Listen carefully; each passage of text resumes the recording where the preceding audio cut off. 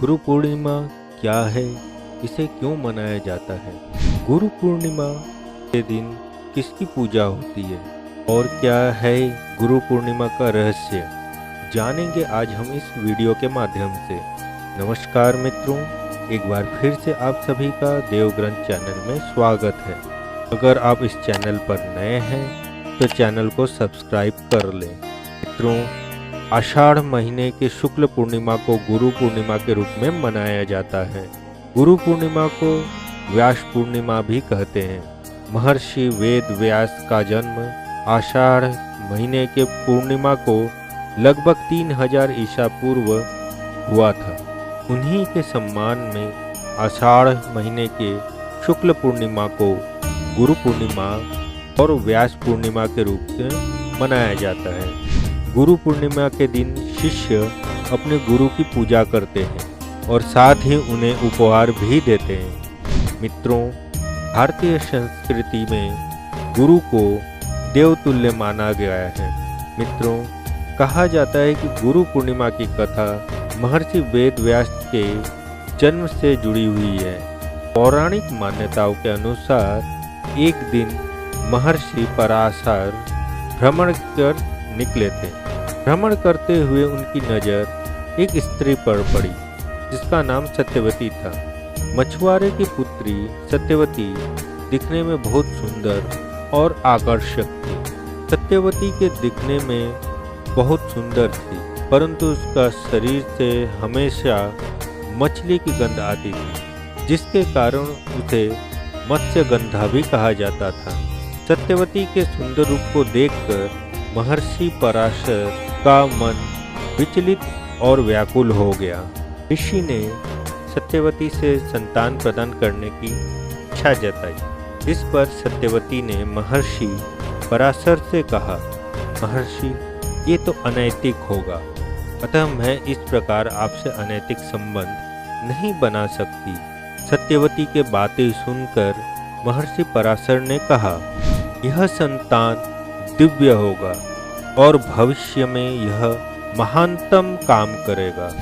ऐसे में सत्यवती ने महर्षि पराशर के सामने 3 शर्त रखी।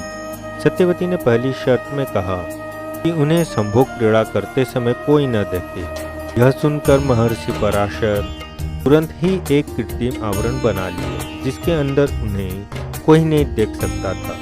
फिर सत्यवती ने अपनी दूसरी शर्त में कहा कि उनकी कौरवता कभी भंग न हो। ऐसे में महर्षि ने सत्यवती को आश्वासन दिया कि बच्चे के जन्म के बाद भी उनकी कौरवता कभी भंग नहीं होगी। साथ ही यह भी कहा कि उसकी आने वाली संतान महान ज्ञानी होगा।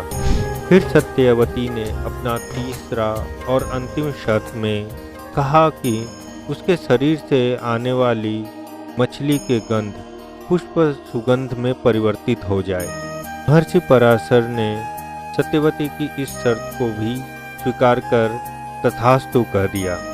तत्क्षण सत्यवती के शरीर से आने वाले मत्स्य गंधा पुष्प सुगंध में परिवर्तित हो गया।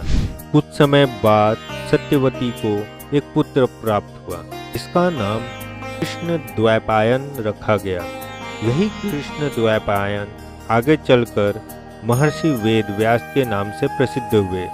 महाभारत काल में महर्षि वेद व्यास अपनी माँ के कहने पर विचित्र वीर्य की रानियों और एक दासी के साथ भी नियोग किया, जिससे पांडु, धृतराष्ट्र और विदुर का जन्म हुआ। वेद, उपनिषद और पुराणों का प्रणयन करने वाले वेद व्यास को समस्त मानव जाति गुरु मानता है।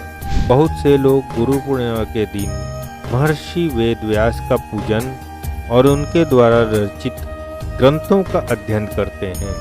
वेदों के विस्तार के कारण इन्हें वेद व्यास भी कहा जाता है।